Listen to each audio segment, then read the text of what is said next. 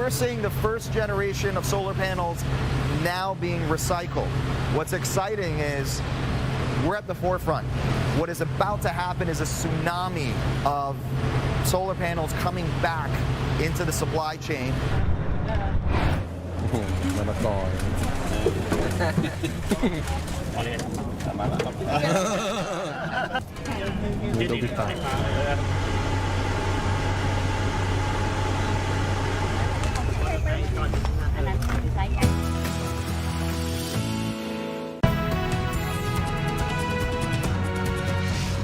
Welcome back to our special coverage here on I-24 News. Our correspondent Zach Anders in southern Israel with the latest from there live. Zach. Hello from checkpoint here in Sderot, where activity is starting to look more and more like normal with the traffic flowing again. For a long time, this road was closed because the activity in northern Gaza was still quite intense. Now, northern Gaza is seemingly mostly under the IDF control. That's where the IDF says they have the greatest operational security. The south of Gaza is a different story. They have been moving into Khan Yunis with intensity and force. The airstrikes have been picking up considerably, and that's with Prime Minister Netanyahu saying to expect this to intensify over the coming days and weeks. Now, what would that look like? Well, the Hamas tunnel network that is underneath Khan Yunis, in some places, the Israeli estimates are that they are 20 meters deep and will require violent munitions, explosives, cruise missiles to be able to penetrate the earth and disrupt that tunnel network. Now, the IDF has not shared exactly the strategy they plan for this tunnel network in Khan Yunis. Of course, this would be in tandem with attempting to destroy and disrupt this tunnel network, but also does not leave out the possibility of ground forces entering into some of these spaces and attempting to neutralize the Hamas threat. But before they do so, we've been seeing quite a bit of activity of the IDF using drones and dogs to enter into these tunnels with cameras, attempt to locate the passageways, return with that information, and then attempt to enter in. Of course, the big question, the big two questions being, where are the remaining hostages? Are they inside this tunnel network? And where is Sinwar, who no doubt is likely holed up deep underground in one of these, in some part of this infrastructure? The exact location of that is something that the IDF says they still are working to know for sure, but that they do believe they're narrowing in on that location. All right, Zach, thank you very much for that. Israeli leaders were convinced that Hamas had too much to lose and therefore would not launch a war, and they were wrong, very wrong. I-24 News defense correspondent Jonathan Regev reports on the misconception that led to October 7th. On paper, it looked like a very good plan, beneficial to everyone involved. Hamas would get much-needed money for its civil employees who do not get their salaries. This money is going to pay my debts. I have to pay my delayed rent, electricity, water bill. Qatar would get the international status as the provider of Gaza and a reliable global player. Qatar is a credible state, country, okay? And when we tell them what is there on the ground, okay, and what we are doing there, it's a good work. And Israel, which mostly kept quiet on the issue, did everything to facilitate it, believing an improved economic situation in Gaza would serve as a calming factor.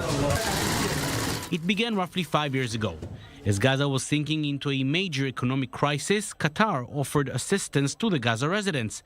Monthly cash envelopes with anything between $15 and $40 million were brought by the Qatari envoy to the banks in Gaza, and from there, on paper, to pay the salaries of Gaza's civil workers who were desperately waiting for it.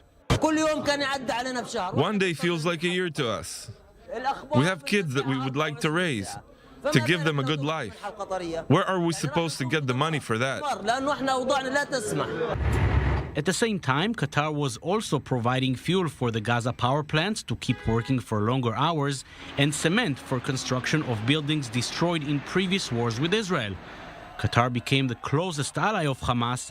The emir was given a hero's welcome when he came for a visit, and at least according to his envoy, peaceful days were about to come. The work which we are doing, it's keeping peace for the both nation, okay, both people. There was just one issue. Someone had to monitor where exactly the aid was going and whether the claims made by Hamas were actually true. They know the money that was spent went only for humanitarian projects. Not one penny was used for weapons or other things. The salaries are used for health, education, welfare, and other humanitarian cases. The money will go only to beneficiaries. Now we know who these beneficiaries really were. Muhammad Sinwar, for example, brother of Hamas leader Yahya Sinwar. Here we see him right next to the driver in what is the biggest tunnel uncovered so far in Gaza. A huge tunnel which cost millions and millions of dollars while the Gaza people are starving. The subterranean tunnel constructed by Muhammad Sinwar. This is the Sinwar project tunnel that was meant to do a terror attack. Hamas has spent millions of dollars in this project specifically. Here is another beneficiary. 5 million shekels, roughly $1.5 million, were found in suitcases in the home of a senior Hamas official in the neighborhood of Jabalia, along with ammunition and rocket launchers. Terror tunnels and ammunition. This is what the money was used for, but those in charge did not see it. We wanted to avoid a humanitarian disaster. That's why the money started flowing for those purposes, to avoid disease and maintain the 2 million people there. The plan that looked so good for 5 years crushed down on October 7th. Instead of avoiding a humanitarian disaster, it brought one, first on the Israeli side of the border and then in Gaza. So many questions will have to be asked once the war is over. The issue of the humanitarian money funding this terror monster is one of the most important. With me in the studio is Yaki Dayan, former Israeli consul to Los Angeles. Thank you very much for coming, Yaki. Thanks for having me, Jacob. This misconception in Israel that blew in the face of the leadership, that will have a major impact on the future of Israeli-Palestinian relationships. Absolutely. So many consequences out of those misconceptions that were spoken about in this item. First and foremost, the fact that the Palestinian Authority can take over. This is a misconception, or this is a consequence that no Israeli would agree, because the Palestinian Authority supports terrorism, sponsor textbooks that call for incitements and killing Jews and Israelis. No doubt the consequences of Palestinian workers coming not only from Gaza but from Judea and Samaria into Israel. As we know, so many Palestinian workers were spying and giving information to Hamas before penetrating into Israel. So that fell apart. The idea that actually you can buy quiet, and you can buy peace and quiet with the Qatari money, that has fallen apart. The fact that you can have countries like Qatar supporting Qatar that supports Hamas and its ideology coming into the West, either the West Bank or Gaza, and continue to support any project, that has fallen apart. So we can talk about so many things that faded away, that has blown apart, as you said correctly, after October 7th. Now, the American idea that somehow after all that happened, we can sort of restart the whole process and eventually get two-state solution. Yeah. So the Americans correctly are speaking about the day after. They want to see the day after, and the day after is like a big word for a long process. I mean, the day after starts with lowering the intense fighting in Gaza, the humanitarian aid, what will happen with the civilian population in Gaza. But it goes all the way to what Biden says, the two-state solution. And there are so many differences fissures and gaps between Israel and the United States on those issues. Nevertheless, we have to discuss with the Americans those issues, but we can start digging into each and every one of the issues. The intense fighting, yes, Israel agrees that by the end of January, there would be a shift from the intense fighting into much more accurate incursions in Gaza. The second issue is the humanitarian aid. Israel agrees that humanitarian aid has to enter Gaza. It even opened the Kerem Shalom crossing point, and that would continue, as we know. What would happen with the civilian population? Who would enter there and help the civilian population? The Israeli idea is having the moderate Arab countries like Saudi Arabia, Emirates, even Bahrain, Jordan, and Egypt, but not Qatar entering and doing that. The buffer zone. Israel is thinking about a buffer zone. What would be the buffer zone? Because the United States wants Israel to move back from the buffer zone all the way to the 67 lines. And that wouldn't happen, at least not in the beginning. And we go all the way to what will be the process that will lead to what the Americans speak about, some kind of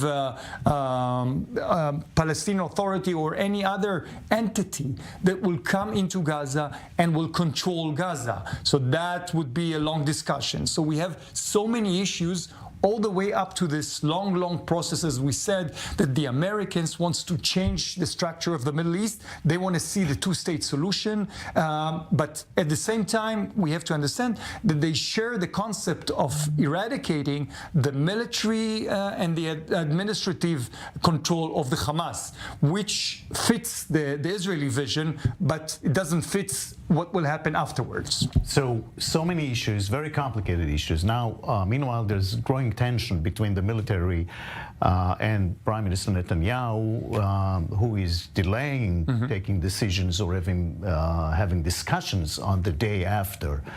And what are the consequences of this?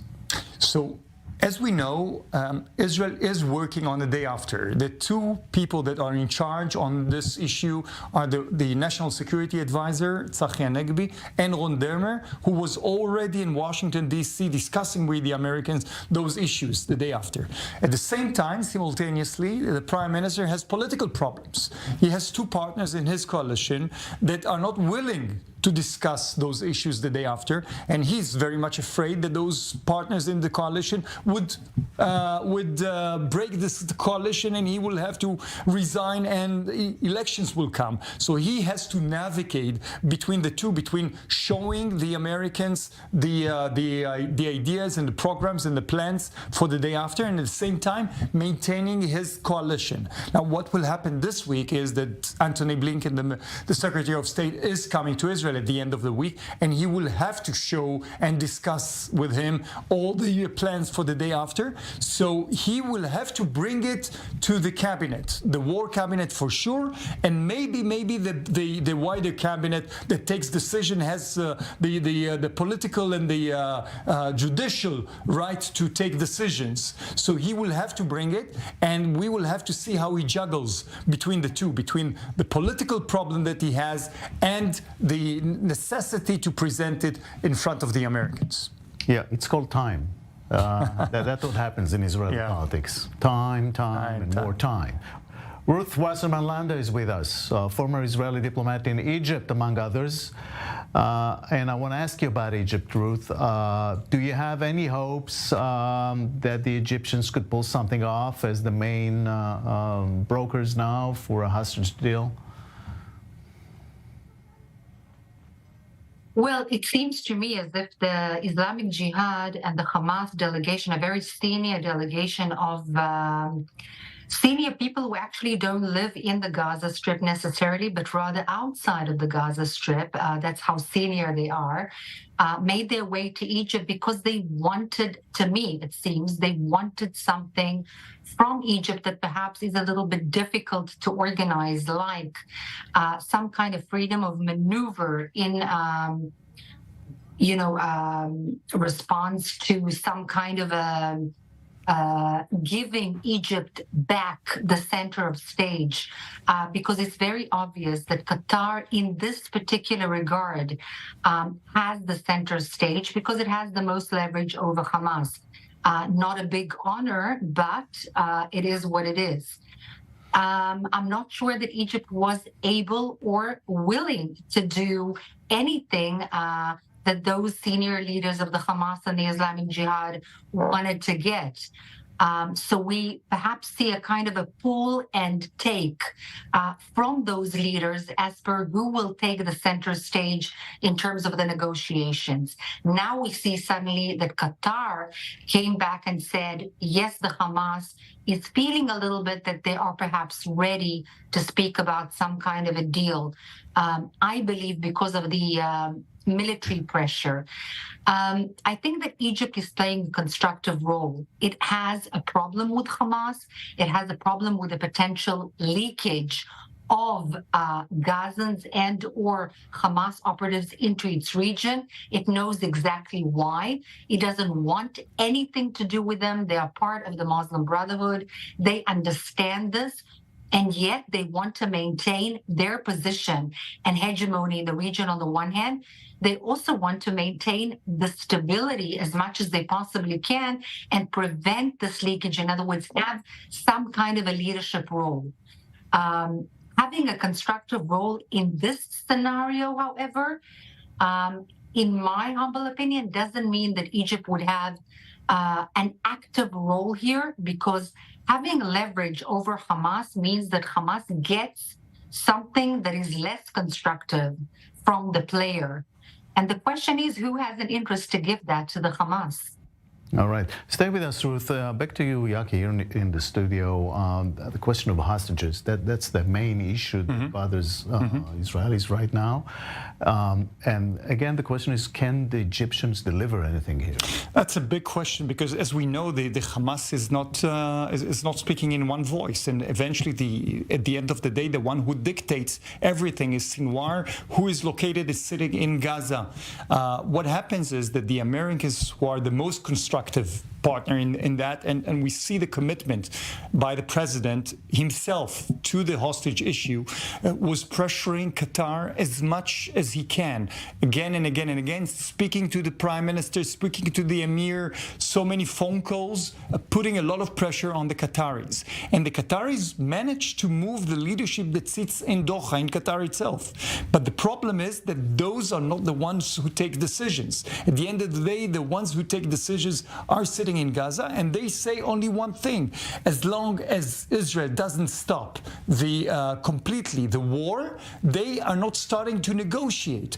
And when we see and hear about the ideas coming from Egypt and Qatar, those are not speaking about even stopping completely the war. So I would say that the negotiations for the time being is being taken in a parallel lines, and nobody speaks to anyone on a concrete terms that can actually lead to a deal at the end of the day. Ruth, let's talk a little bit about the day after. And the Egyptians have been talking about it. We've mentioned before that Sisi said that Gaza should be demilitarized, and we see that the original Egyptian offer had something like an interim government together with Hamas, which was, of course, rejected by Israel immediately. Are the Egyptians looking for any future leadership there? I think that the Egyptians want Gaza like, how should I put it a little bit diplomatically? Like we want to grow bananas in the Bahamas at the moment. They don't want Gaza. They don't want anything to do with Gaza. They've been offered Gaza and the leadership thereof several times. The last thing that they want, they understand that this is a huge problem. I think that they do, however, want to say regarding, one, preventing the leakage of instability into their territory, and two, having some kind of a hand and foot in the tenders that will be involved in rebuilding Gaza, which is a good thing. It's good for Jordan, it's good for Egypt, etc. But first and foremost, we need to get the hostages back, and we need to get rid of Hamas, which is a win-win for everyone. The question is, and I beg to disagree a little bit with my colleague, I think that the Americans, however constructive a role that they're playing, and they're playing a hugely constructive role, and honestly, I don't know what Israel would do without such an amazing ally in the region, seeing eye to eye. However, in terms of the pressure on Qatar, there is a very, very long way to go. And Qatar should be named a terror-supporting country.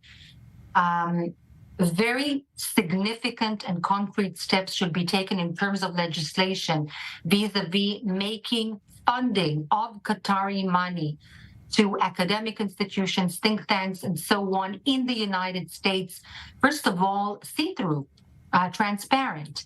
And second of all, a lot of things need to be disallowed, given that Qatar is a terror-supporting country, or return all the hostages without condition.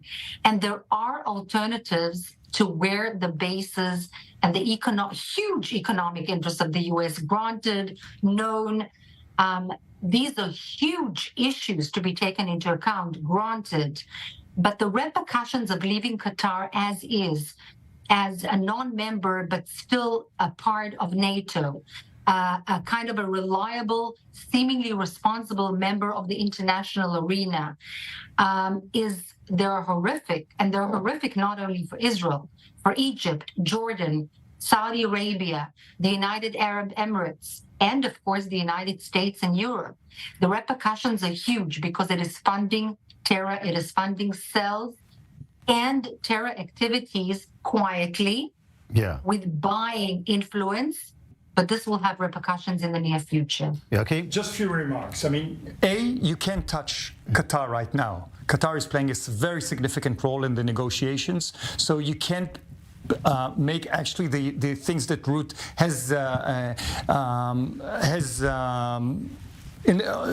said that should be taken by the Americans. That cannot be taken now. Hopefully, at the end of the road, once Qatar is irrelevant to any negotiations, then you can move against Qatar, but I don't see it happening, definitely not now. The second point is Egypt is extremely significant in any process that will be taken within Gaza, because as Ruth mentioned correctly, I mean, they are extremely worried about the instability. And what is being discussed now is the Philadelphia corridor, is the border between Egypt and Gaza. We have to remember that all the smuggling, all the weapons that entered Gaza entered through Egypt, not only through tunnels, but also through trucks, and that will have to be discussed with the Egyptians as well, and the Americans are playing a significant role here. So any solution or any process that will be taken in Gaza will have to include the Egyptians in a very significant way. More on that, Ruth?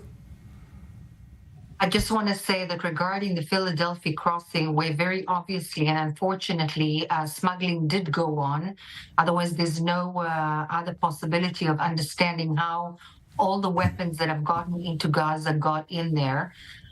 Israel has absolutely no choice but to take military control over the Philadelphia line on the Gazan side, and of course cooperate with the Egyptians on their side, but it cannot really allow itself to take any chances on that. That's regarding the Egyptians. And of course, continue to forge the very strategic and important relationship, despite the sensitivities that Israel has with the Egyptians. I beg to disagree. I think if there is any time that the Qataris can do anything, is now, not to disown them, but to say and to mean that they can be disowned if they don't do what is required from them. And what is required for them, because they're the only ones that actually do have the real leverage, is to get those hostages back. Yaki. You know, any positive incentives that can be put on Qatar, yes, the Americans are using it. The Qataris eventually, and we see it especially now in this phase on the negotiations regarding the hostages, their control and their influence is extremely limited, because eventually at the end of the day they can pressure the Hamas leadership that is located in Doha, but their leverages over Sinwar is minimal, and this is why this negotiation is not moving, and this is why the Egyptians have taken a much more significant role than the Qataris, because the Qataris, their pressures are limited right now. Egypt has more influence inside Gaza, so Egypt is playing a much more significant role. But at the end of the day, we have to remember, we are speaking about an Islamic fundamentalist who has no limitations, who can massacre and massacred so many Israelis. So this is the person that we are dealing with. And when we hear about all those negotiations and plans and ideas, let's release all the prisoners for all the hostages, those are talks that eventually are taking place between us, the Israelis, or the Israelis and the Egyptians, but are not involving the Sinwar and the Hamas leadership inside Gaza. They are very strict, and we have to pressure them more and more in a military way in order for them to cave, in order for them to change their way of negotiating, because for the time being, we have to understand that the leverages over them are limited. Right. Ruth, we have about a minute to sum up. Yeah, just one more comment. You know, Sinwar didn't only murder and massacre Israelis, he was very, very efficient in murdering and massacring a lot of Palestinian oppositionaries to himself. And that's why he became known as the, I don't know what's the right term in the right diplomatic term, but the master of massacre of Khan Yunis. The butcher of Khan Yunis. The butcher of Khan Yunis, exactly. Just to top off the very optimistic tone that we are talking with, unfortunately, I don't have any more optimistic view to end off with. Right. Ruth, thank you very much for your time. And Yaki, stay with me for the rest of the program. We'll take a short break and we'll be right back with more. Stay tuned.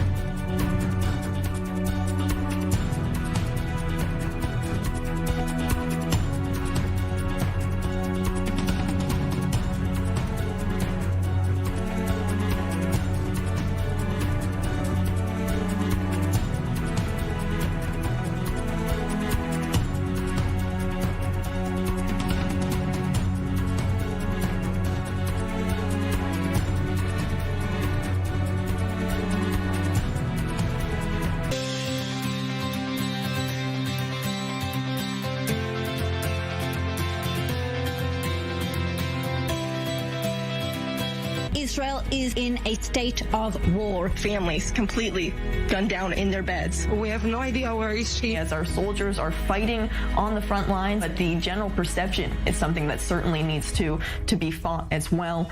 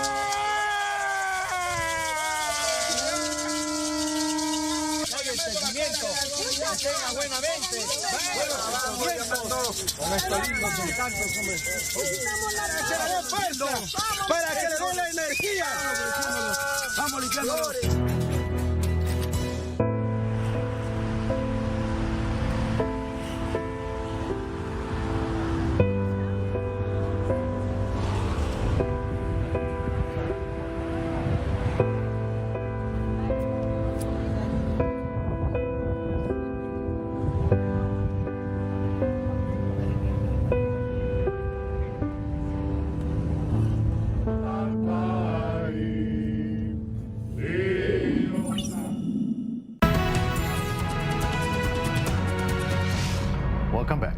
Diplomatic efforts to push back Hezbollah to the 1701 UN decision line in Lebanon seem futile so far.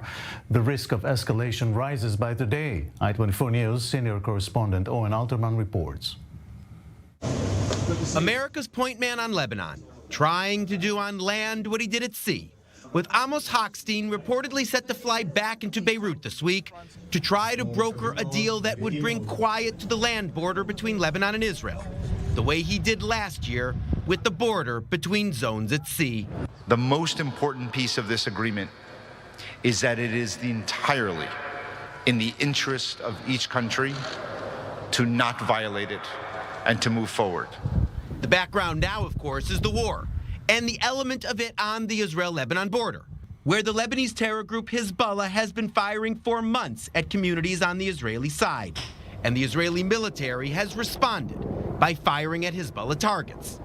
The Biden administration wants the situation contained below the threshold of a wider war, as does the French government. Israel has killed more than 130 Hezbollah fighters. Israeli attacks have intensified. And Israeli Prime Minister Benjamin Netanyahu has a warning. We have approved operational plans for the continuation of the fighting. If Hezbollah expands the war, it will absorb blows that it has not dreamed of, and Iran as well. Hochstein's apparent plan to incentivize Hezbollah to move its troops away from the Israeli border, in exchange for apparent Israeli concessions on marking that border in at least some of the 13 points of dispute. The Biden administration does not want a full-scale war. Israel's plan A is not to have a full-scale war. And the Lebanese public does not want a full-scale war, which all point to the sides getting to a deal that forestalls a full-scale war, at least for now. And with this, let's go to the Israeli-Lebanese border for some live updates with I-24 News Guy Azriel, which is there. Hi, Guy. Good evening, Jacob. I'm not sure everyone is not interested in a full-scale war, at least judging on what we're seeing here. Just earlier this afternoon, 2 anti-tank missiles fired towards an IDF post on the ridge of Ramim, that is the area right behind me, very close also to the city of Kiryat Shmona, and right on the border with Lebanon. The IDF returning artillery fire towards the source of those anti-tank missiles. And also earlier this morning, IDF fighter jets struck the village of Ramya in southern Lebanon, where the IDF says Hezbollah has been striking Israeli forces. This, of course, comes after we heard Israeli Prime Minister Benjamin Netanyahu speaking just this morning, saying we will restore security in the north, and be it by diplomatic or military means if needed. Of course, we're talking about 80,000 Israelis who are displaced from their homes. We also heard from some of the residents today from Lobby 1701. That is the same UN decision that you just mentioned, calling for the government to act more decisively against Hezbollah to stop this threat. For now, it seems that these residents are not coming back home anytime soon. Right. Thank you very much, Guy, from the north. Back to you, Yakidan, here in the studio. Nothing was resolved with Hezbollah before with diplomatic means. We have the history in front of us. So why should we believe this time it will work? Yeah, so let's start with 1701, the Security Council resolution that was taken after the 2006, the Second Lebanon War, which says basically two things. One is pushing back the Hezbollah northern to the Litani River, and having a significant unified UNIFIL force that would prevent them, and Lebanese force preventing them from returning. As we know, it took a month for the Hezbollah to come back to the border, and the UNIFIL forces that are located there in the southern part of Lebanon are irrelevant. So 1701 is not in the discussion. What the Americans are trying to do now are two things. One, they understand that, or they want to prevent a full-scale war. Absolutely. I mean, the last thing that they want to have is to be involved in a full-scale war during an election year 2024. They don't want to see that. They want to prevent that in any possible way. But it was conveyed by Israel that Israel cannot go back to the status quo that existed on October 7th.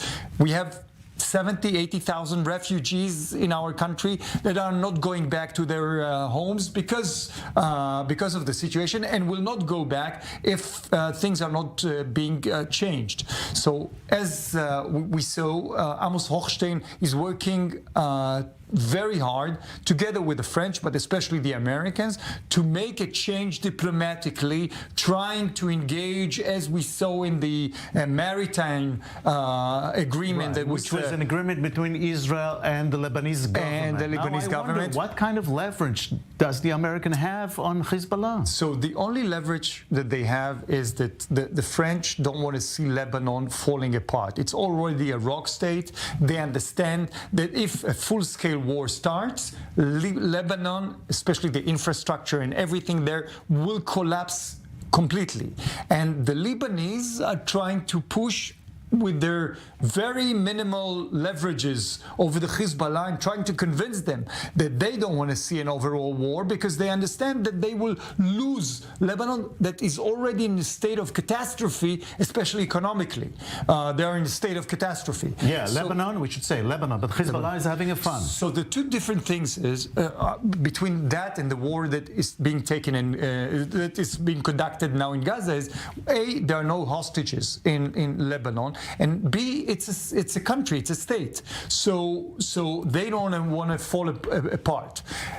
There is a lot of skepticism in Israel that those diplomatic maneuvers will help, will assist to push Hezbollah back at least 10 kilometers. I mean, no one speaks about the Litani River now. They're speaking about the Cornet range, which means the anti-tank missiles range, to push them back to this point. Everybody is extremely skeptic. This is why we see an escalation, a daily escalation, and it's not only this front. It's the Syrian front. It's even further than Syria. So this is what is going on now. And if we don't see some kind of a military diplomatic solution, interim solution that will hold, then we are bound to have a full-scale war, something that the Americans don't want to see, but it's necessary for the Israelis to receive the legitimacy from the Americans, because we need the weaponry from the Americans, we need the diplomatic umbrella from the Americans, so you need the legitimacy from the Americans. So this is why you have to exhaust any diplomatic possibility that you have. Right. Complicated, as we said. Meanwhile, overwhelming testimonies of extensive sexual assault by Hamas against Israeli women are surfacing. With us now is Yael Scherer, founder and director of Survivors of Sexual Violence Advocacy Group. Thank you very much for speaking with us. It takes time, but it's slowly coming out. I'm sure you understand that we've known about this for quite some time. From the first week after the Hamas attack on the south, it's been very clear to us that this has happened. I'm sure that everybody understands that coming forward with this is quite difficult, but we do have survivors. I just want to point out that we have survivors now of both genders and have from the beginning. What is the scope of this sexual assault? Can you give us an idea? I don't want to I don't want to quote numbers because I do think it's quite irresponsible. The police investigation is still going on. I know people are very interested in the numbers, but I think it's not something that we'll ever be sure of. So many of these crime scenes were burnt down. The bodies were burnt down, and I do think we'll have a difficulty arriving at a certain number. And I think the truth is we'll never know how many men and women were raped or sexually abused that day. I think that's the truth. What about those who survived? Well, we have quite a small number. As I said, of both genders, both women and men. And I think more people will come forward, but I can't imagine we'll see a large number. Really, I don't. I think many of them did not survive. We know that there were executions of people who were sexually assaulted and raped. We saw a number of bodies that can be identified as victims of this crime. And I think, people will come forward with time. Mm-hmm. And as you've mentioned, there's an investigation going on. How to bring justice to this all? Well, I don't know if we can say justice at this point. Israel is now holding hundreds of people who were on Israeli ground on that day and the days afterwards that were fought. I am not sure with regards to those numbers how we can prosecute them, but the Israeli government does have intention to prosecute them. This is a very complicated police investigation, so many witnesses, so much ballistics, so many crime scenes, more than 1,000 crime scenes, so many bodies. And this is going to be a really hard task because I know the people who are involved personally and have worked with them before. And then I have a great belief that we are trying to do what's right for the victims, but using the word justice, I don't know if there's justice in this case. I don't know if we can ever provide real justice to these people. Yeah, Elshar, thank you very much. Thank you. Thank you. Thank you. South Africa has filed a case against Israel at the International Court of Justice, accusing it of crimes of genocide against Palestinians in Gaza. With us now is Nitzana Darshan-Leitner on the legal issues here. Thank you very much for joining us. How do you see this claim by South Africa? It's a joke. It's simply a joke. The South African country, unfortunately, has been against Israel since the ANC took over.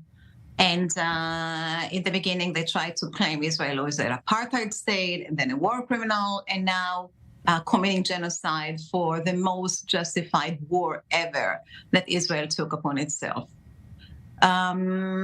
The South African government decided to go to the ICJ to charge Israel for genocide. And note that they went to the ICJ and not to the ICC because usually the ICC is a place to bring war crimes allegations or crimes against humanity from a country against each other. But the South African government decided to go to the ICJ because, if you recall, they pulled out from the ICC because they didn't want to arrest Vladimir Putin when he came to visit South Africa, and there was an arrest warrant against him issued by the ICC for the war against Ukraine. So here you have a country that is siding with a potential war criminal because Vladimir Putin was under the investigation of the ICC for committing genocide, for committing war crimes in the Ukraine war. And you see who's standing next to it? who's doing everything it can in order not to arrest Vladimir Putin and issue him to the International Criminal Court. So this is the perspective Israel should look at this allegation against it in the war in Gaza. Now, what about crimes against humanity against Hamas, Iran, which supports it? Definitely. So the truth to be said is that Hamas is the real war criminal here. Hamas in October 7 took the liberty to massacre 1,200 Israeli residents and kidnap 240 to its territories. He did it in the most brutal way. He murdered, he dismembered, he beheaded, he raped, he burned people alive. This is really what you would call genocide. And the leaders of Hamas should be brought to justice in the International Criminal Court or in any tribunal that has international law jurisdiction. And this is what I believe Israel should do eventually. Israel now is trying to indict all those who participated in the massacre in October 7th and to bring them to trial in Israel. And the way for it to do it is to simply blame them for conspiracy to take part in a genocide against Israel. And those who can go to the International Criminal Court, like our organization, like Shurat Adin or any other human rights organization, should definitely go and bring indictments for war crimes and crimes against humanity against the leaders of Hamas, against Yahya Sinwar, against Khaled Mash'al, Muhammad Def, all those who planned, initiated, and carried out this horrific massacre. All right, Nitzana, thank you very much for that. Nitzana Darshan Leitner, thank you. My pleasure. Southern Israel near the Gaza border was devastated on October 7th. Before people forget and life continue, there are efforts being done to preserve and document. Here's I-24 News' Uri Shapira. Archaeology is often used to document and preserve items from the ancient history. This time, it's being used to do the same thing to something which occurred only a few months ago, the Hamas onslaught of October 7. This is a massive project. I think it must be the biggest and most complex project ever undertaken in Israel of this nature. I would say furthermore that it's not just complex in as much as it is very integrated from the technological point of view, but added to that there is this tremendous sense of urgency. Everything has to be done at the best possible level, at the fastest possible time, with the greatest possible sensitivity. It's a joint project of the Israeli Antiquities Authority, the Ministry of Heritage, and the Tkumah administration, a special body which was established after October 7. The main goal is to document the devastation of the Gaza envelope area. We create a base, a 3D, very detailed base for the memory, for the virtual museum that will happen, for many other uses of the 3D model. After the buildings here would be demolished, we'll have the exact copy of those buildings in the computer, and we can build our memory on top of that. The 3D model of those buildings, which is really accurate, would be an evidence that can be used either in court or either in the public domain, in the social media, to confront the claim that it didn't happen, which is already happening. And I think the third main objective is to be a warning sign. What happens when extreme religious is attacking you, is confronting you in the most brutal way. The project is taking place in several main locations in the Gaza envelope. Kibbutz Nir Oz is one of the places which suffered the most from the Hamas attack. The group, consisting of cameramen, archaeologists and experts, is using advanced technologies to get the best possible results. We're using a few methods of photography.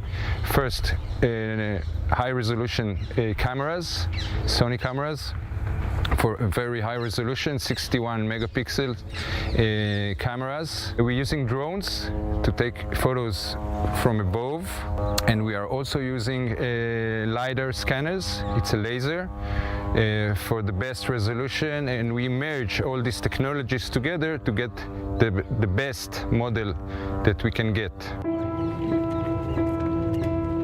The first house the team is working on belongs to the Akir family, who managed to survive the attack after they escaped and hid in a safe room adjacent to the house. Ron Bahat, a resident of Nir Oz, says that despite the sensitivity of the issue, he believes in the value of this project. Something happened here that never happened before. I think it is significant to document and to commemorate it. I think that some of those who've been here don't fully understand the importance of documenting the event for the next generations. On the one hand, there is a call to rebuild the kibbutz and bring life to what it was before.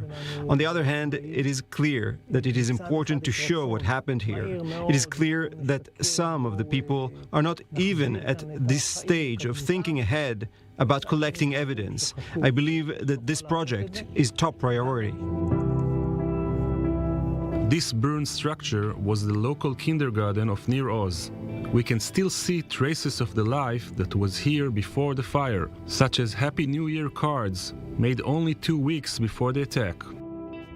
The 3D model tries to give one the opportunity to tour this site, which is inaccessible to most people.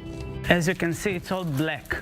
It's all burned. It's really hard to see.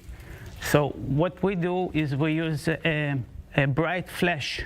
When we photograph, basically we shoot the whole area with the digital camera from all the areas around to give a clear view of every feature that we see, and you can see it in the model later on. There were no people here. There were no, because it was Saturday morning, so the kindergarten was left as it is, and you can see the ash layer is set on the tables and all the stuff. Our next stop is the house of Oded and Yochevet Lifshitz, close to the kibbutz fence. The elderly couple was abducted to Gaza, and only Yochevet has so far returned. Photographer Maya Hadash tells us about her personal interest in this project, which is different from most of her work. It's a very technical work. I always need to understand the 360 perspective of the building and what is the drone getting from above and what I need to complete, how can I complete the drone from different angles, also from ground level and up level, and also inside. This also a question of the line between observation and voyeurism. In recent weeks, we have seen hundreds of people come to view the broken houses of the Gaza border, something that may be disturbing for some and significant and meaningful for others. I mean, you got to see it. It's, you know, it's like, I mean, that's like the, it's like everything bad that happens to the Jewish people, right? You need to record it. You know, it's like the camps in World War II. It's like where the pogroms happened. It's like you need to preserve some of it. The next stage is to collect the data and create a 3D model and maps. This is done at the IAA headquarters in Jerusalem. The process goes like this. We have experts who collect data in the field. All the data is downloaded to the system, and here is where we analyze and start modeling. We have a huge amount to date of pictures of the houses. Here we can check which structure was documented. For example, here in this map I can see each house and check if it was documented and at which level of documentation it is. So it's like a relay race. There are people who collect data, people who receive the data, those who process it, and those who build the model. Each stage depends on the other stage. Using this application helps us to see the process and to verify that nothing gets lost on the way.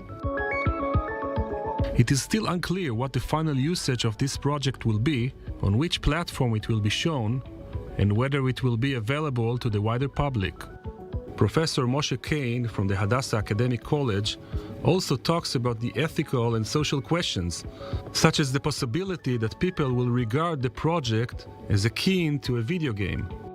People who wish to deny will deny. We are living in an age of artificial intelligence, of fake reality, fake news. People who want to say that it's not real, they will say it. We're all familiar with the various 3D games which are created at the highest level of realism, but the same technologies can be used for much more serious and much more important historical documentation. This project may also improve the current process of modeling and documenting historic sites, says project manager David Zell.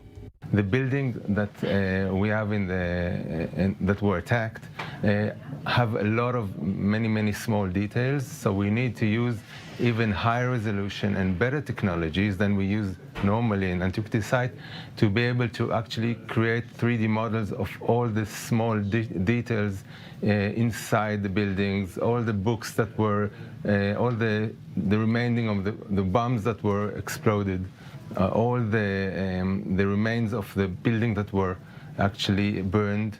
So we use a much higher resolution than we usually use in antiquity sites for this project.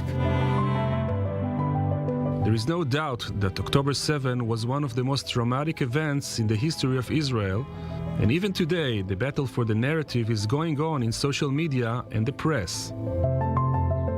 The people of this project hope to contribute their part in this long, fierce fight and to keep this moment in history alive for ages. This is it for now. Stay tuned for more updates with Kalev Ben David here on I-24 News. And may we all have a better year. Happy 2024. See you again.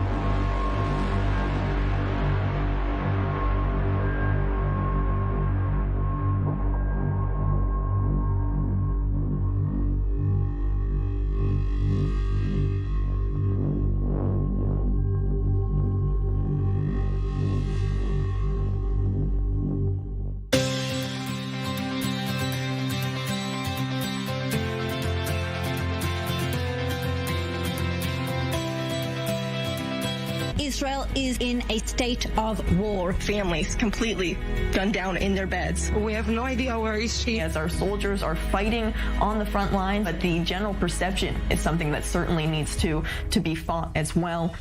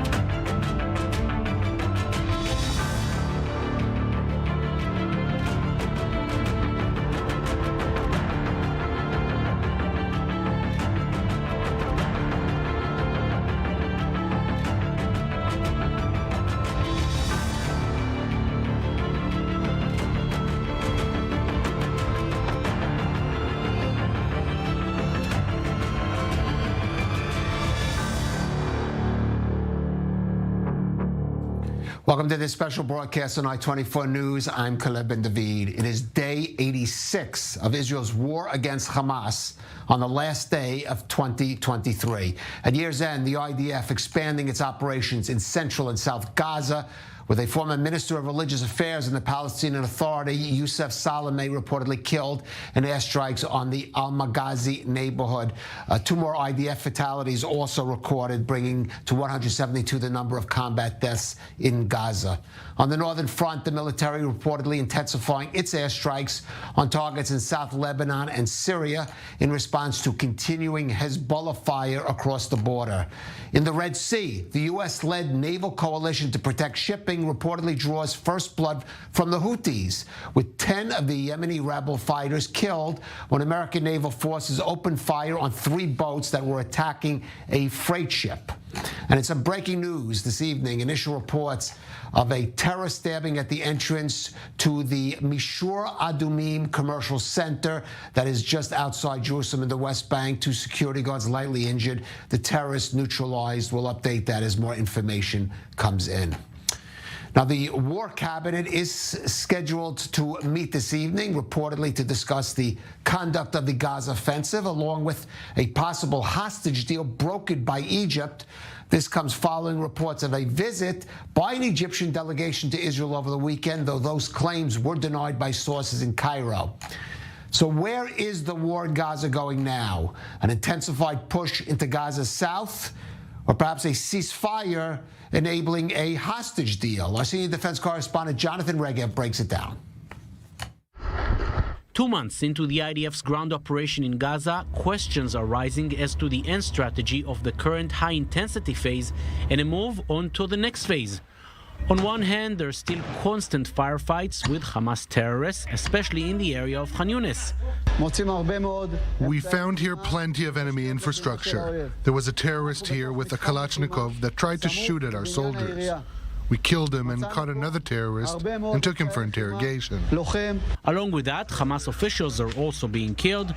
One of them is Abdel Fattah Ma'ali, the closest associate of Yahya Ayash, who was known as the engineer and responsible for various terror attacks in the 1990s. On the other hand, there's a feeling that in the current phase, the IDF is not able to reach the hostages or the Hamas senior leadership, and some other way is now needed. When will Israel head for that other way? The Prime Minister may have set a goal for that. The Philadelphia corridor, or to put it more correctly, the southern end of Gaza, must be in our hands. No other solution can ensure the demilitarization we seek. The Philadelphia corridor separates Gaza from Egypt, and the assumption is that huge amounts of weapons were, and maybe still are, smuggled to Gaza in tunnels running under it. On paper, Egypt seems to refuse any such move, and Israel needs Egyptian backing for another crucial move, a hostage deal. Families and protesters believe the government is not doing enough in that field. I'm afraid that the government of Israel has prioritized otherwise its political ambitions, and the hostages is not on the top priorities. A possible hostage deal, the control of the Philadelphia corridor, the effectiveness of the IDF's current tactics. Many critical issues for the future of this war, but none of them with a concrete solution at hand. Well, let's go to our correspondent, Zach Anders, down in Sderot, near the Gaza border. And, Zach, I just want to mention now, IDF just now releasing latest statistics showing a marked drop in the number of rocket launches from the Gaza Strip in recent days. Today, I believe there was even only one siren down there. I mean, I don't want to spread optimism, we've gone from, there were 75 launches per day right after October 7th. That's gone down to 14 launches per day in the week from the 22nd of December to the 27th. And today, I believe only just even one such. I'm talking about the South now, and perhaps a hopeful sign for those communities, especially in and around the Gaza Strip. Yeah, we're in Sderot here, where this checkpoint that we're standing, I remember in the early days, this was completely restricted. There was no traffic allowed. All of these roads were closed. Now the road is open, and the traffic is flowing around northern Gaza Strip. And this, the IDF says, is with them having more operational control over the northern Gaza Strip. But you'll remember we were on air together, I believe, last week when we saw launches coming out of the northern Gaza Strip. And this is after the IDF told us that they have more operational control. And what does that look like? Well, they have basically on the surface level moved so much troops, forces, equipment into northern Gaza that they can see down every street. They can, not just with the air and the surveillance drones, but physical forces on the ground can see down every street, is noticing all the activity. Many of the civilians, most of the civilians have left Gaza City and the northern Gaza Strip. Not to say that they all have not have left, but it is a much different reality than what we saw at the beginning of this war. And it's now shifting focus, as we mentioned many times, to Khan Yunis and the southern Gaza Strip. But for the rocket launches, again, these rocket launch sites can protrude just above ground. They can sometimes be basically buried, and then just the opening covered temporarily, then remove the covering, and they can fire on points all throughout Israel. These are really hard to detect, these launch sites. So you do need to physically walk down every street, look in every yard, every building complex, to search for these launch sites. And it sounds like that's what they've been doing. The rocket launch sites that are located in the southern Gaza Strip are going to, again, pose that same challenge.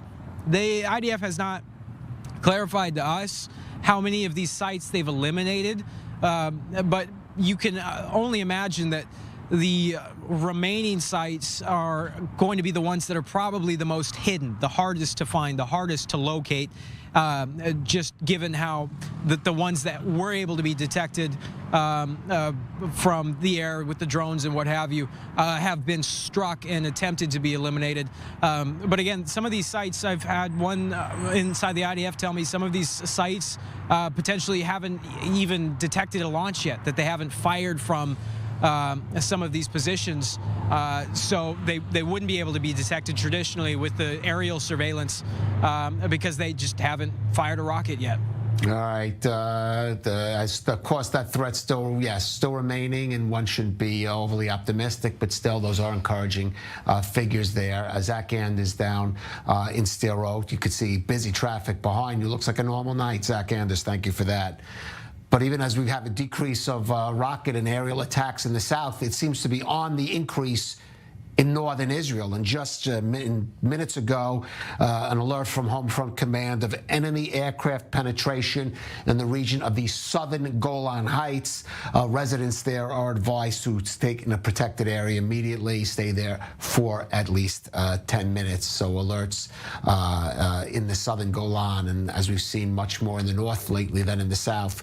Joining us in studio, Reserves IDF Colonel Grisha Yakubovich, former head of the Civilian Department of Kogat and an Israeli-Palestinian relations expert. Grisha, we'll get to the north in a bit. But first of all, let's talk about a lot to break down about what's happening in and around Gaza. Let me just get to that. These statistics just put out by the IDF pointing to this marked decrease in rocket attacks. Is Hamas and the other terror groups running out of ammunition, running out of opportunity to fire him, or are we allowing ourselves to be lulled a little by this decrease? Perhaps they're keeping some of that ammo fire for later on when they may be really cornered. Personally, I don't like those statistics because we've seen that whenever some official, let's say minister, declared that we did that and we did that, Hamas succeeded to show us that we are wrong. Okay? All right, this is the IDF, I should note, these statistics out of from the IDF. The IDF statistics, if I will conclude the 14 launches in average day, it's a decrease of 80%. Right. That's the numbers. Right. And in the last day, even fewer would seem from the south. Yeah, but this is not something that was not expected. When Hamas started this war, we described their strategy in parallel 6 axes. One of them was fire management. So they prepared themselves the last 10 years to the Great War, to the big war, the flood, as they named it. And they assumed that the war will last 60 days, okay? Maybe not more than, maybe 3 months maximum. Right, like similar wars in the past. Like the rounds of escalation that we already had. Similar military So conflicts. actually they did the same mistake that we did. They prepared to the war that already happened, and not to the war that is supposed that will come. And this is exactly what we also did. But they did not expect that the IDF or the government of Israel will really mean that Hamas regime will collapse if that's the real attention. So they are reducing with that strategy the fire management. So if they plan to launch, I don't know, 5 launches to Tel Aviv a day, they reduced it to once a day, and then we've seen the decrease during the weeks, and now it will be maybe once a week. Or I will not be surprised if they will surprise us after hearing all those statistics that suddenly they will launch rockets, I don't know, to Hedera or to Tel Aviv or to I don't know where. So I prefer to be careful with my assessment and to say that Sinwar planned this war well, and I'm sure that he also planned surprises. Well, let me just ask you on a practical level. The residents, those communities around the Gaza Strip, those whose homes have not been completely destroyed, have been away now for close to, I said 86 days. The question is this decrease enough of a reason to maybe giving permission and reopening some of those communities, or is that still too risky given what's the fighting that's continually going on? You go down there, you hear the booms every few minutes from the Israeli side. Is it too risky to allow them to come back now? I think that we see this process already started.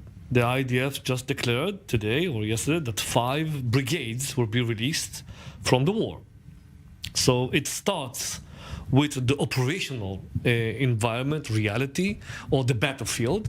So if you reduce forces, it means it's safe enough to start and, let's say, live again.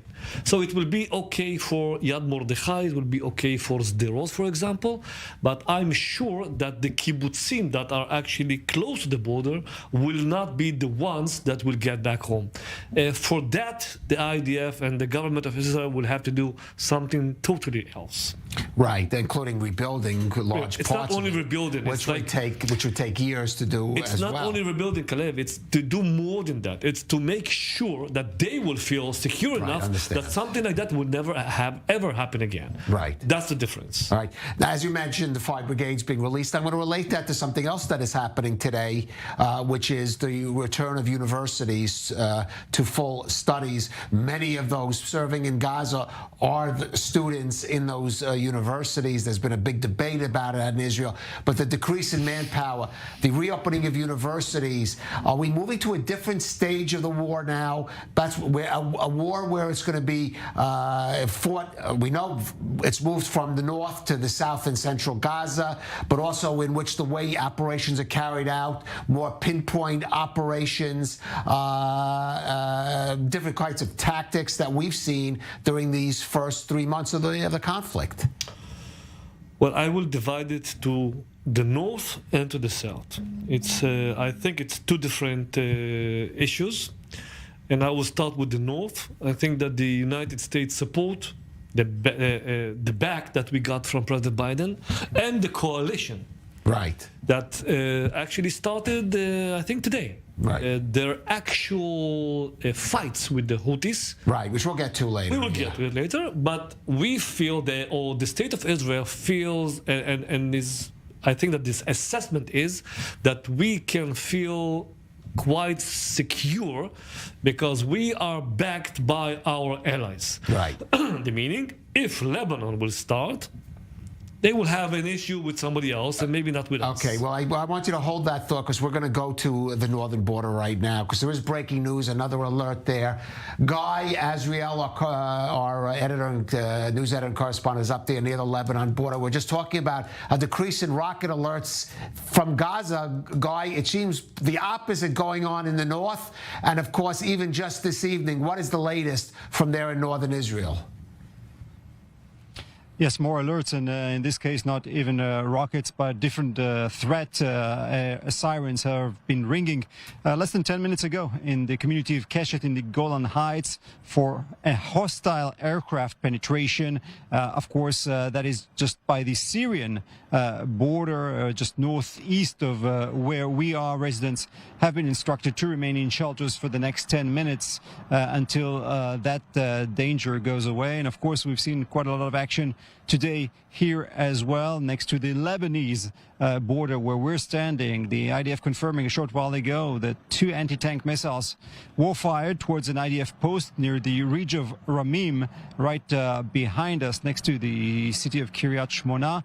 No injuries in that incident, but the IDF has struck back with artillery. We also know that the IDF struck with helicopters and tanks Hezbollah posts in southern Lebanon earlier today. And of course, we heard Israeli Prime Minister Benjamin Netanyahu speaking at the government meeting this morning, saying, or at least vowing, to restore the security in the north. And he said, be it by diplomatic or military means if need to. And of course, we also heard from the residents, the lobby called 1701, named after that famous UN decision, has been urging the government to act more strictly, with more power, with more force against Hezbollah. Some 80,000 Israelis have been displaced from their homes right here in the north.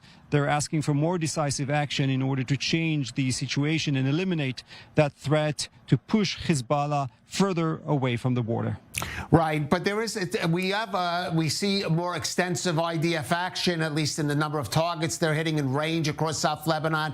We're hearing the heightened rhetoric from Israeli officials warning Hezbollah, and I think warning the international community, that if this fire keeps up, Israel will have to also intensify its efforts.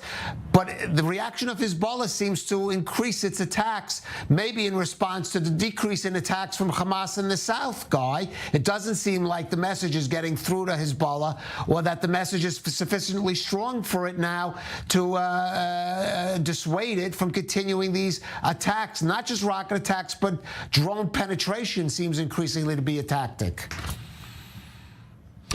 Yes, clearly, it doesn't seem like Hezbollah is being deterred quite at all. We heard from the deputy chief of Hezbollah just today saying Hezbollah will not slow down its attacks against Israel for as long as the fighting in Gaza continues. That is no surprise. We don't see Hezbollah as caring too much about what happens to South Lebanon. Of course, the consequences of a wider escalation between Israel and Hezbollah would be catastrophic, both for Israel and, of course, for Lebanon as well. But touching on that point exactly, today in the government meeting, we heard some very rare voices of ministers within Netanyahu's government arguing against the current policy of this sort of limited conflict. We heard ministers Nir Barkat and Amichai Shikli really questioning the response of the IDF, of the Israeli government right now, saying that 130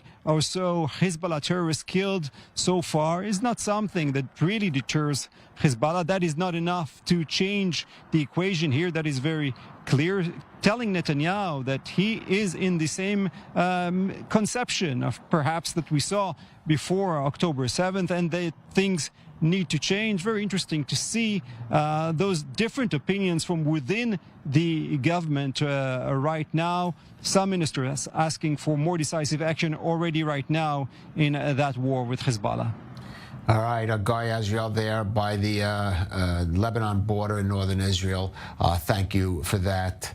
Krisha, we'll go to the northern, but I wanted you to finish your point about, though, the battle in the south and the change in the south and where that battle in Gaza is going, especially after we heard Prime Minister Netanyahu. We heard it in the clip last night, specifically citing certain strategic points that have to be achieved, including taking control of the so-called Philadelphia corridor, which is at the extreme southern end of the Gaza Strip bordering on Egypt. I want to connect strategy to politics for 1 minute. Operationally, to start the war with Gaza, the IDF was supposed to conquer, to catch, to get, Philadelphia first. Because this is the way to make sure that nobody will be able to smuggle weapons. Right, or that leaders such as... Or leaders that can escape. So if you look at the south, the map that is shown now, we see Philadelphia, the border between Gaza and Egypt, right, 14 kilometers of a border. So I would expect operationally that the first thing that Israel will do is actually to block them. Right. And it was not done. Why? It's a little bit sensitive. We have the Egyptians there, and the moment this area, this road, this corridor will be held or will be in Israeli, let's say, effective security responsibility, it means Israel is responsible on 2.1 million people. Right. Okay, according to the international law, or if the Egyptians, or if it will be done without the coordination with the Egyptians, the Egyptians can say, guys, this is yours. You decided to take it, to be in risk or to get responsibility. All the aid that came to Al Arish, we don't care anymore. Now it's your problem. Few questions that I have. Is the opening of Kerem Shalom crossing 3 weeks ago is a preparation for that? Maybe. Is it connected with the declaration of Bibi Netanyahu, the prime minister, yesterday, that in any future scenario, Philadelphia will be in Israeli hands? I think that... I'll add another one. Foreign Minister Eli Cohen today saying Israel is ready to allow aid to get into the Gaza Strip from the sea, from this new so-called Cypriot corridor from Cyprus. I remember this in HD, but a week ago, the Minister of Defense said no to that. Okay. Well, Eli Cohen, which was today, said Israel's ready for it. But we need to be aware to the things in between, or to the meaning in between. Right. And the meaning in between is it's not happening yet, because the moment you do that, you would be expected by the Egyptians, by the US, to reach with a solution or to come with a solution about the day after. Right. It's like, who will control the Gaza Strip? Let's say that you do that, and it's in your responsibility. Israel is not prepared to send aid to Gaza to 2.1 million people. And the expectations are, as the Prime Minister said, some Palestinian local governance regime. I don't know. It's not really clear. I think personally that the only option is the Palestinian Authority. Right. Nobody wants them. Right. Let's be clear about it. Nobody wants the Gazans. Right. Not Egypt. They closed the border. Not Jordan. By the way, they met.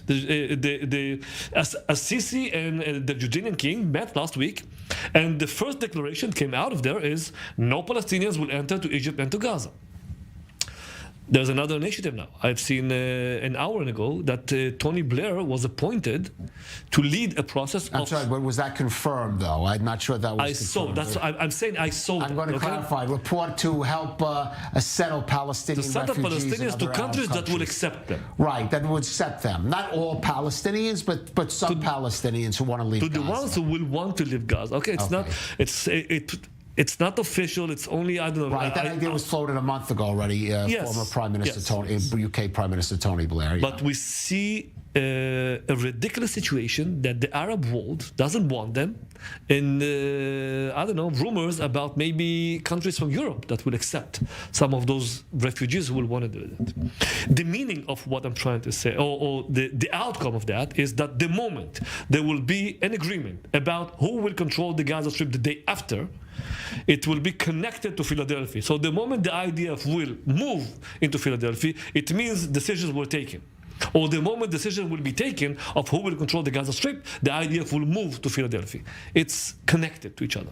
All right, I'm just going to pause to note that there was supposed to be a discussion, and again, this is based on reports. The War Cabinet's discussions are secret. There was a report that they would start to discuss the day after, arrangements the day after, and Prime Minister Netanyahu specifically delayed that discussion and continues to delay it and continues to insist that it has to wait until Hamas is defeated. This is not official also. It's only...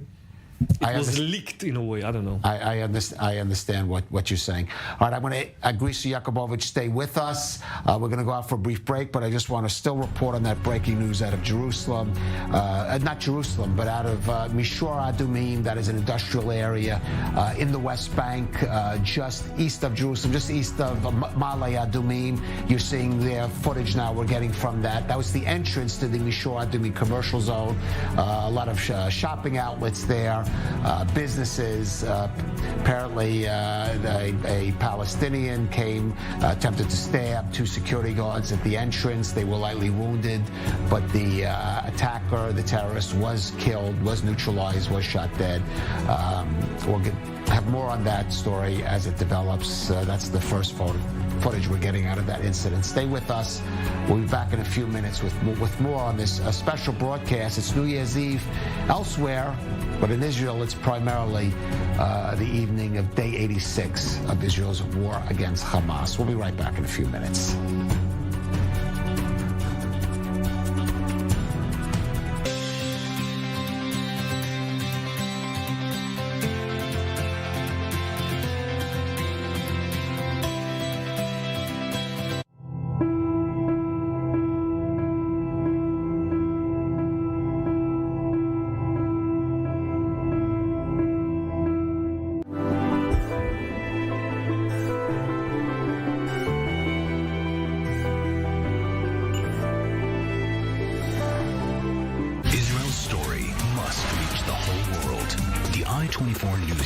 Broadcasting from Israel, with dozens of correspondents throughout the world, brings the truth from Israel to hundreds of millions of people in scores of countries. Completely gunned down in their beds. De la frontière qui sépare Israël, a state of emergency and war in Israel.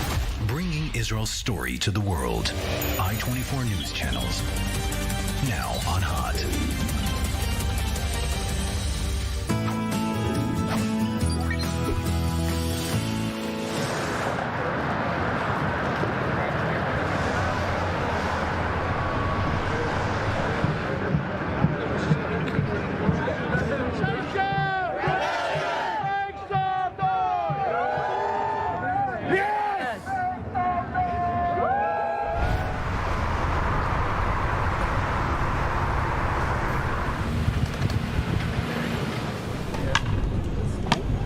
Jetzt bei Note nicht so.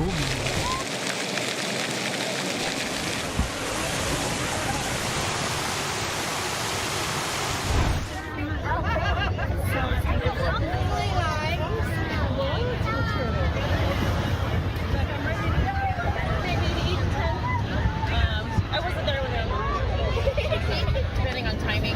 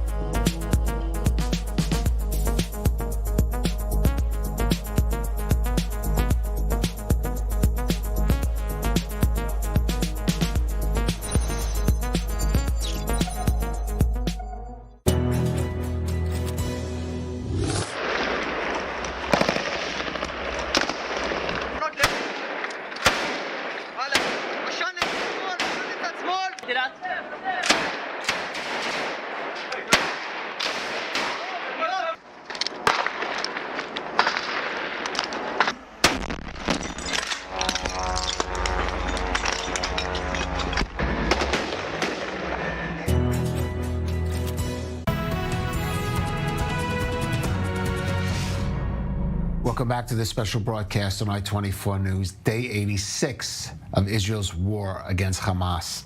We're just going to turn away from Israel for a moment and look over to London. Jonathan Sacerdoti is certainly familiar to our viewers as the London-based UK correspondent for I-24 News, but he does plenty of other things as well, including co-hosting a podcast called Peace Talk, together with Moataz Khalil, a Muslim Egyptian journalist, and that's dedicated to coexistence and dialogue. Well, it sounds like just the thing one needs online these days. But when it brought up the October 7th attack on Israel, the social media giant Meta apparently decided the podcast was breaching guidelines on Facebook and censored it, perhaps highlighting what some have charged is a double standard on the platform when it comes to Israel and Jewish content. Here's a bit of the opening of Peace Talk. You get a sense of what we're talking about.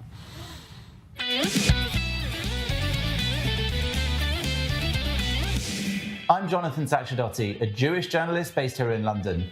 And I am Moataz Khalil Mizu, Muslim Egyptian journalist based in London. Thanks for joining us. Jonathan, Peace Talk, coexistence, sounds great, but what happened with Facebook? Why would that be objectionable? Great question. We thought it sounds great, but what do I know?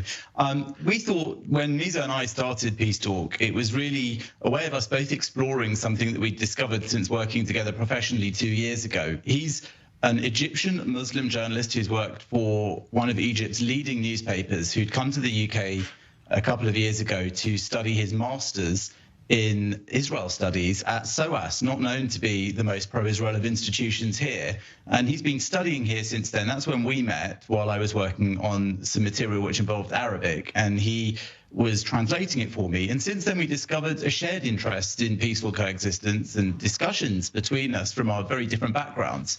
So it was a natural transition from our personal and private discussions to putting it on camera and discussing it in a way that the whole world could hear from not just us, but a variety of other voices, often from around the Middle East, including, you've seen there, Kobi Mikhail, who's familiar to many viewers of I-24, but also Fatima El-Harbi, a Bahraini peace activist who's visited Israel herself, is engaged in Holocaust education, even watched that 47-minute film put together by Israel of the Hamas GoPro footage from October the 7th and spoken out very much against it. All these important voices were people we thought the world needed to hear more from. But as soon as I uploaded the Fatima El-Harbi episode to Facebook, they actually automatically pulled it and told me that it contravened their rules about dangerous people and organizations, which just seems outrageous, seeing as what we were doing was calling out Hamas's dangerous ideology.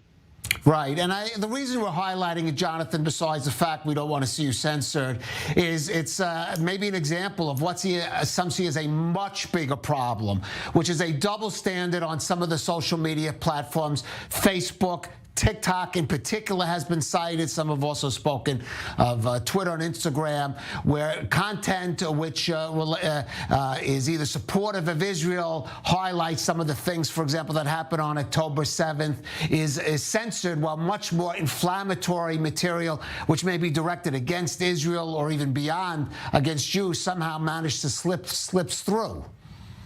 Exactly, Caleb. I think that's the issue.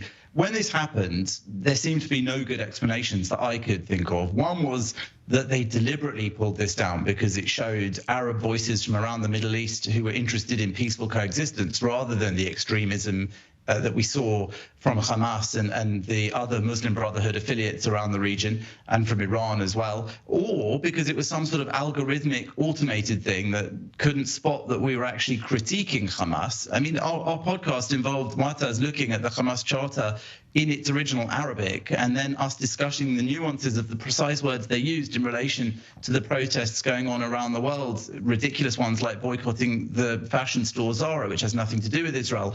So bearing that in mind, there was no good solution. Either it was a deliberate thing to censor voices that the world needs to hear more from, or it was an automated thing which seems able to pull down our podcast covering peaceful coexistence, but not able to spot blatant and outrageous anti-Semitism that seems to get left up on the platforms that Meta runs, even when Jewish people and other people report it en masse. Either way, they don't come out of this well, and it seems that their censorship is heavy-handed, but also indiscriminate. Right, and finally, because it's happened to many of our guests, and I'm sure to many of your viewers, is there any recourse in this case in dealing again with a massive, I guess, global bureaucracy like Facebook or the company, parent company Meta?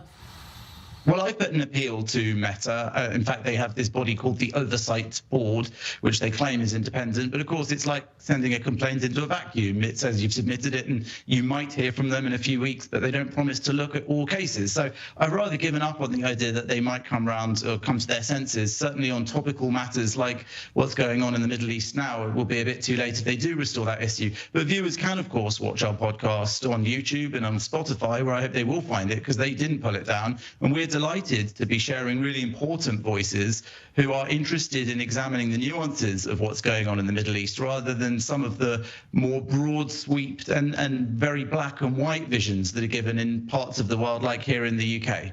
All right. Well, certainly we hope those viewers find it there and that Facebook comes to recognize crucial differences between content. Jonathan Sachadoti, co-host of Peace Talk and our correspondent in the UK. Thanks for joining us and Happy New Year's, Jonathan. Thanks, Caleb. Happy New Year. And we're back with Grisha Yakubovich. I want to go back. Oh, I do have an update from the north. The IDF says now regarding that red alert in the southern Golan, further to the report of the activation of a warning about the entry of a hostile aircraft into the skies of Israel. The event has ended. We don't know if that was Grisha false alarm or the IDF has handled the situation. But let's go back to now northern Israel because we are seeing this situation. The inverse of what we discussed earlier, which is the decrease in rocket attacks from Gaza. We've seen an increase in Hezbollah aerial attacks of various kinds from the north and growing debate, as was mentioned by Guy, even within the government itself, about how the government should be reacting to it. Ahmad Abdel Hadi, the representative of Hamas in Lebanon, said today, officially, that Qasem Soleimani and Mughniya visited Gaza a few times. Visited actually in Gaza. An Iranian high official, Soleimani, that was killed exactly 4 years ago, I think in 2 days. Right. Nasrallah is going to give his, I don't know, monthly or yearly, whatever, speech. Yes, on that anniversary. On that anniversary, January 3rd. And it's not a surprise. It was reported then, but I think that nobody believed in that. But Soleimani actually visited Gaza, and he is the guy that advised Hamas to build those tunnels. So I think it's obvious that rockets that will be launched from Gaza or from Lebanon will be coordinated. Sure. And I think that this is also part of the strategy that when Sinwar will manage his ammunition, okay, will have to monitor his abilities. He will get support from Hezbollah in the north. And we see that. We see that the last week. And we see now the escalation from the Syrian arena also. This is not the first time that it started. I think it's connected to what happened in Syria 2 days ago, where 4 Hezbollah members were killed by some attacks in Syria, and later on some Iranians and some Fitamayun also that belongs to Iranian militias. I think it's all connected eventually. It's the connection between all the arenas. So the question is, what should Israel be doing now in the north? Because clearly the current strategy is not deterring Hezbollah, and in fact we have seen an intensification of Hezbollah even just in the last few days. I think that what we see is exactly what Israel understood, and it's monitored, okay? As the ammunition in Gaza or the launches from Gaza are reduced, and as Israel will enter deeper and will be actually close to catch Sinwar, we will see the flames from the north raising, okay? To make sure that Israel will be focused. Now, Israel understands that. This is why the last week and a half, Israel hits Lebanon harder than what Hezbollah expected. It's like a message, a clear message to Hezbollah.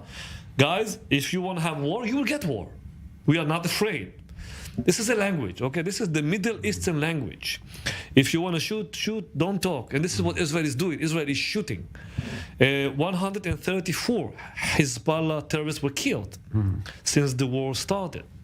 And I think that Hezbollah actually, and Guy mentioned it earlier, that Hezbollah, and I want to be really careful here, okay, really careful, but I think that Hezbollah actually offered the equation how to stop the war in the north. And they said, the moment Israel will stop fighting Gaza, it will be stopped in the north.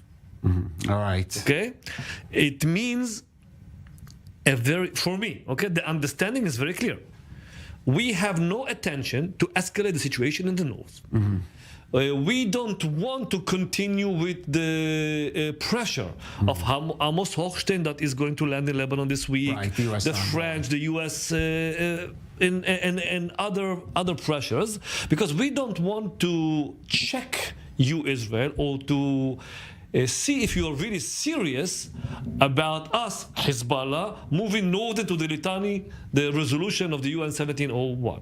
Right. Because Israel actually declared it will be done or by, let's say, the nice way, the international pressure, or we will force you to do that. And I think that Hezbollah wants to avoid from that reality. All right. Of course, those paying the price for it are these tens of thousands of Israelis who have been forced to leave their homes, but that's understood. But let's not forget, also 100,000 in Lebanon. I don't know if that's consolation for the tens of thousands of Israelis. You should stay with us. It is now, as we've been mentioning, 86 days out from the events of October 7th, and still more and more stories, the full facts of what happened at the Nova Music Festival continue to emerge, some more horrifying than others. For example, stories about the sexual atrocities just emerging this weekend about what happened at the Nova Festival. Now, for Aviv Bar Hanin, the festival was the happiest day of his life, which turned into the worst day of all. A day in which his luck and resourcefulness stood by him and saved him first from a death trap in a shelter and later from the terrorists who were after him. While running for his life, Aviv managed to rescue another couple from the inferno that was unfolding there. More on that story in this report, which we've adapted from Israel's Channel 12 News.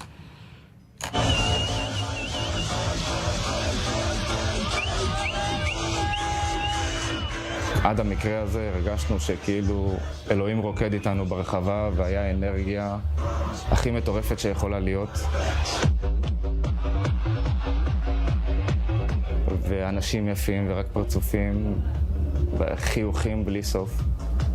פתאום ברגע אחד לא מפסיקה לשמוע טילים בשמיים. צבע אדום, צבע אדום, צבע אדום, צבע אדום, יש רקטות באוויר, צבע אדום. כל רגע צבע אדום, עצרו את המוזיקה, הבנו שאנחנו צריכים להתקפל.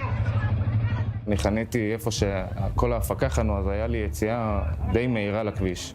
יצאתי בערך 100 מטר מצד ימין של כל הפקק שנוצר.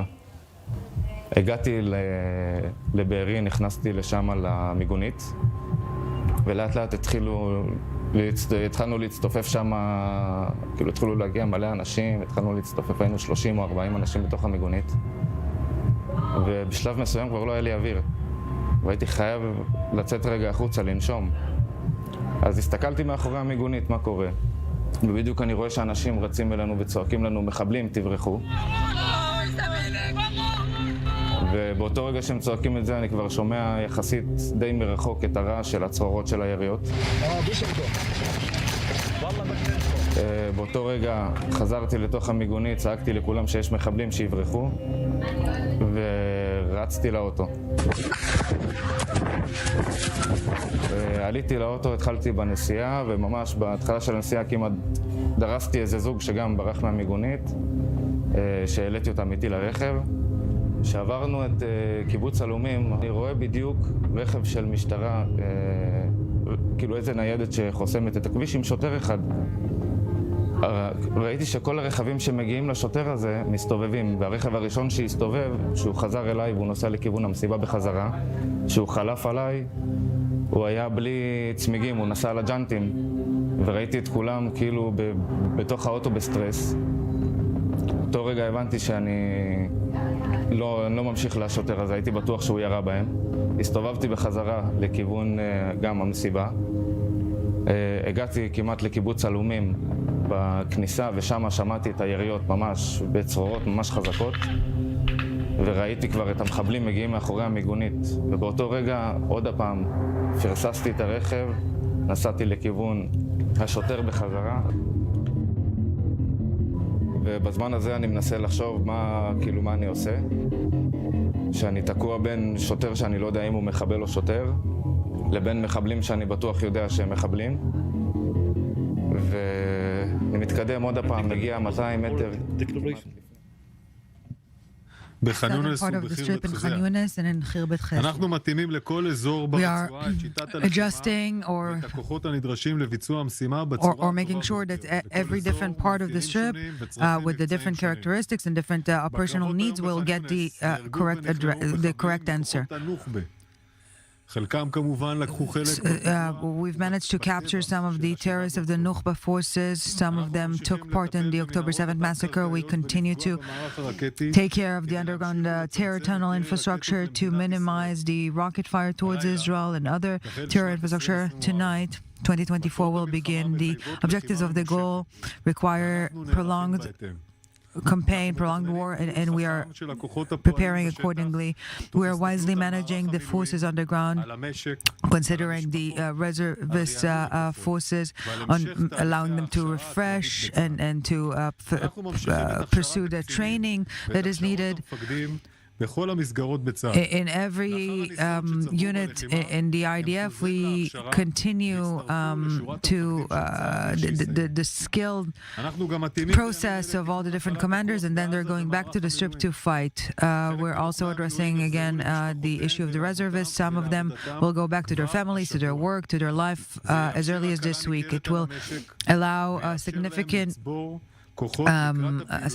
relief on the economy, on the society, but the war will continue in the coming year, and we will still need them. These adjustments are due to the different conditions on the ground. The IDF must look forward and plan forward the continuation of war throughout this upcoming year. In the war in Gaza, the IDF continues its combined operations from air, from sea, from land. The forces are on high alert. They are fighting every second with a significant aerial umbrella above them, assisting, rescuing, doing whatever is needed for 87 days. This cooperation is unprecedented on the battlefield. We haven't seen such cooperation in any other campaign, any other war. This is the force, this is the strength of the IDF, of the Israeli society, of its reservists. This is the national goal, the national strength. There is no such scenario that land forces did not get backup or assistance from the air. Many of them were airlifted to get medical attention, etc. There is no change in the instructions and the orders for the IDF soldiers in Gaza. Any soldier who identifies a threat will do whatever it needs to do in order to eliminate the threat. Any other statement is simply false. At the same time, we are making sure that we are keeping up, adjusting the use of force. There are a lot of civilians there, and we're making sure that we are targeting the enemy and not the civilians, and we're minimizing those who are not involved. In the north, today as well, we completed a wide range of Hezbollah terror targets in the village of Ramya. Hezbollah turned many villages there in southern Lebanon to a war zone. Hezbollah similarly to Hamas, has no interest in the citizens of Lebanon. There are human shields for it, and we will continue to operate in southern Lebanon and in anywhere that Hezbollah is using to apply, to pursue terror against us. They will meet our forceful hand. Today, the academic year began. Many of the reservists are still on the front lines. This is another opportunity to express our deep, profound admiration to your dedication, to the compromises you're making. We will do whatever we can with the government institutes and the education system to provide them all the support they need in order to go back to school, universities, and all other things they need. Is it true that in the past week we've seen new instructions being released by the IDF Chief of Staff on the operations of the forces on the ground? I repeat what I said, and it is important for the public to understand.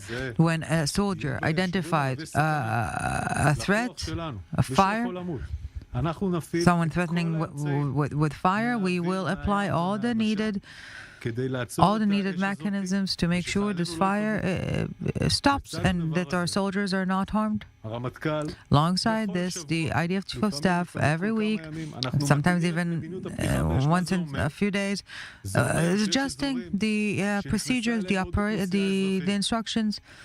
What does it mean? For example, the areas in Gaza change because we're moving population from this place to another, so we're updating the instructions. We're doing it all the time. This is the professionality of the army. That's it. As for the forces, this too is a professionality. You're looking ahead. You cannot stay in the same situation. Every different area in Gaza, for example, Khan Yunis, there's a very certain modus operandi there. We're operating there with special forces, with above ground, underground. Today we eliminated a whole lot of terrorists and terrorists surrendered. This is an operation with certain boundaries, certain guidelines to this operation, in a different location, with a different pattern or manner of action. We can release some of the forces. If we can, we will do, because this is the right thing to do. People need to go back home to their families, especially their reservists, to go back to the economy, and might very well that we will need them yet again. So we need to allow them to refresh themselves. The IDF is looking ahead.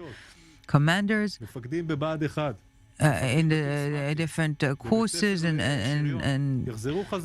training, they will go back to train some more, and then we'll go back to the battlefield. Is the IDF supposed to operate in Rafah as well?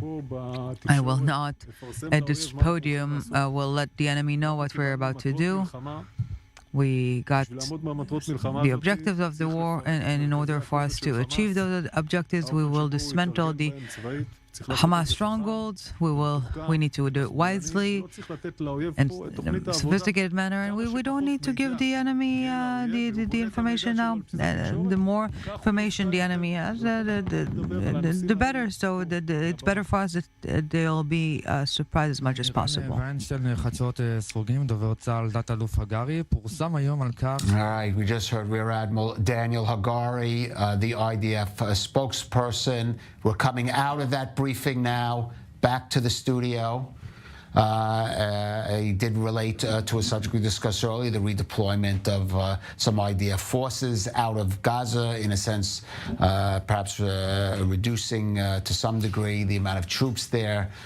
He also related to, and we should give some background on that, saying that those troops that are in Gaza, ground troops carrying out ground operations, are receiving sufficient air support. That is in response to some figures in the government who make claims claims that perhaps airstrikes have been reduced, perhaps due to international pressure, exposing IDF ground troops. The spokesperson, Daniel Hagari, totally refuting that. Just an update on that stabbing incident in the West Bank. We have now 2 security guards, one 24-year-old, one 22-year-olds that were admitted to the Hadassah Mount Scopet Hospital with stab wounds. They're in stable condition. The Palestinian terrorist was apparently neutralized, shot dead on the scene, Grisha Yakubovich. We've seen I would say a fairly significant uptick in terrorist activities in the West Bank, as well as in the last couple of weeks, as well as Israeli response, IDF response to it. Well, if I counted correctly, this is the first terror attack the last 3 days. In Hebron, this is the 5th. Right. This is the 5th. The 5th attack. We had that in East Jerusalem. Terror attack. Yes. Okay? Mazmuria, Hebron, Otniel. Okay. I have it listed here. It bothers. It really, really bothers. Let's add to that the IDF are doing a great job. Actually, very difficult, sensitive, but very significant operations in Jenin, in Tulkarem, Nur al-Shams, fighting. I would say it, Iran abilities in the West Bank. The West Bank is part of the 7 arenas that were mentioned by Minister Gallant, if we remember that last week. And I said that we are facing 9 arenas, not 7, because I added to that the economical arena with the Houthis, and I added the United States arena in Syria and Iraq also. And we need to be prepared for surprises. When it comes to the Houthis and when it comes to Hezbollah, I don't know, maybe the new plans in 2024, since midnight, will be an economical siege on Israel. But the West Bank is something that really bothers me. Where is the PA? So Mahmoud Abbas plans to be the next president or to continue that. Hassan Sheikh, that is about to replace him, just stated that if Israel will enter to Philadelphia, it will be an end to the PLO agreements. Right. Something is really, really